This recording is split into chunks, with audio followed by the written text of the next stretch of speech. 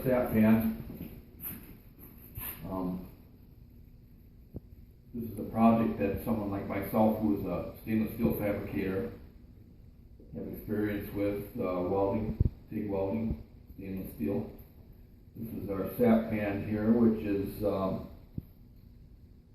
30 by 48 primary pan, and our finish pan is 12 inches by 30.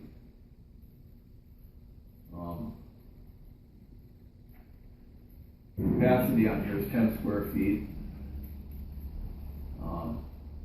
This here obviously is about 2.5 square feet. What we're going to do is we're going to add drop tubes to this pan, 5 1/4 inch drop tubes, 56 of them. 56 tubes will give us an additional, about 14 square feet more surface, so that's going to go from 10 to 24.4 square feet, so that should drastically increase our boiling capacity. Come on up and take a look. 4 gliders in there. Our feed float comes in through here. We'll get some video once we're up and running in about a month here, when the sap starts running, with you get the unit operating, and we'll get you some footage on actual operation, and hopefully we'll have some success with some violent boiling capacity in here.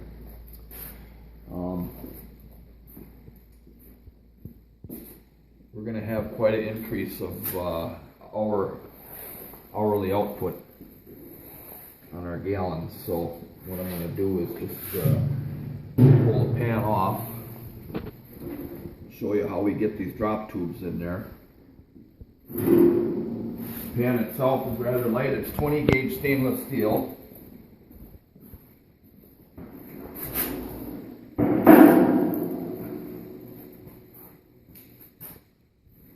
If you want to get the inside of the burner here, you can get that too right away.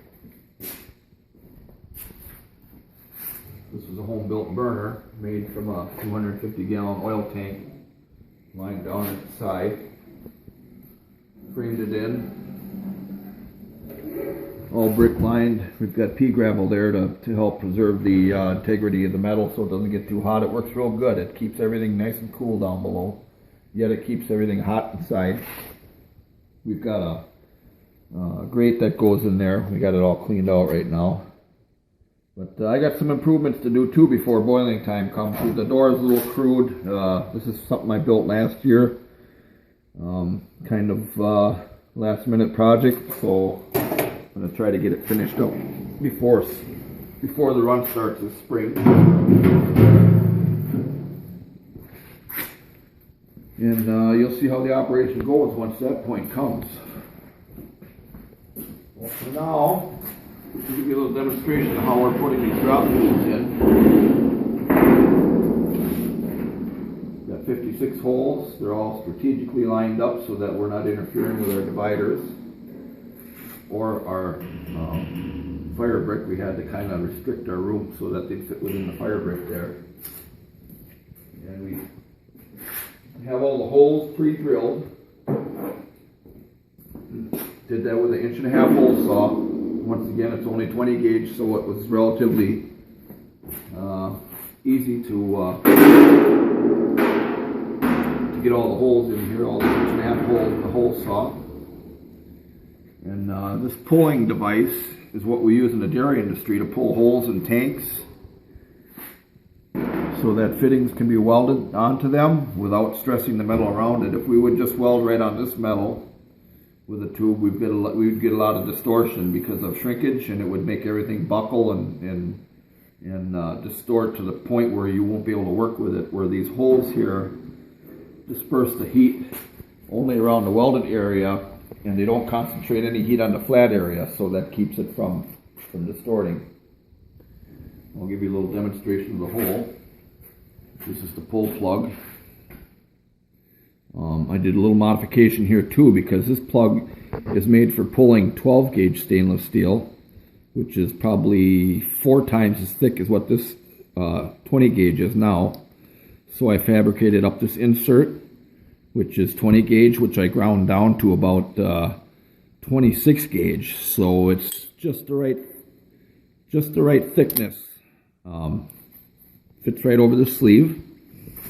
That way our OD of our pulled hole matches the OD of our tubing. The tubing is 16 or 14 gauge. It varies in tubing. It's just some scrap I got from work, and then I welded the caps on. Caps I pre-welded.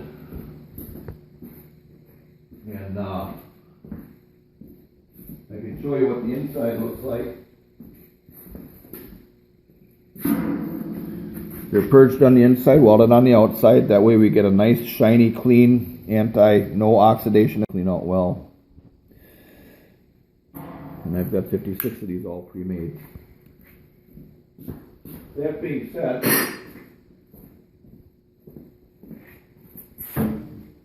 here's a demonstration of how we pull these holes.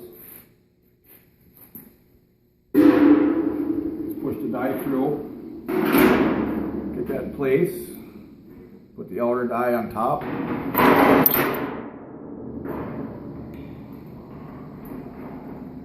Snug it up.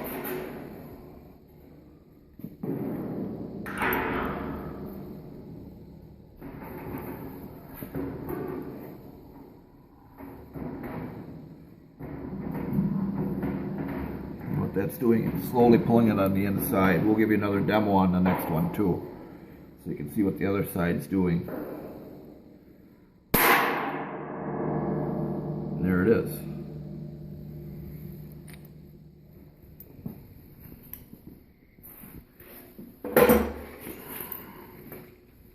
Disassemble the die.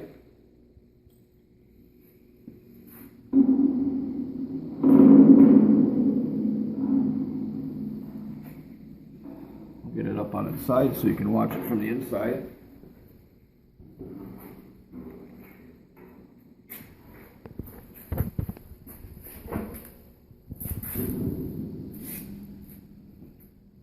Once again, we put the pulling die in here.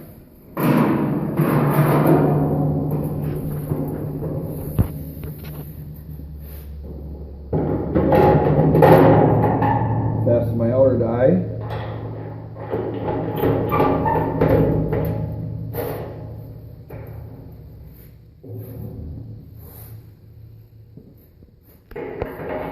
And go to work.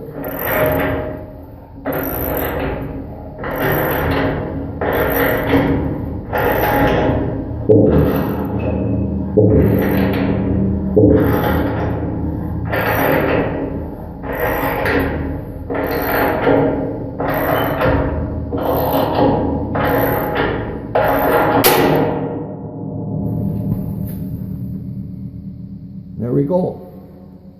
One nice perfect fold hole.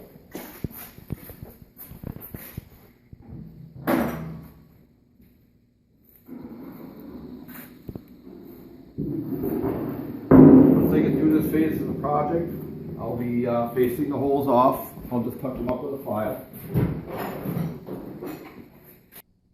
So once we get them all filed, we'll get a bunch of tubes tacked on there. I'm only going to weld one row at a time. If I tack them all on, it's going to restrict my room. I'm going to have to be tight enough anyhow. So I'm going to weld on one at a time. I'll show you how I do that, and we'll go from there. So this will be segment one of our demonstration.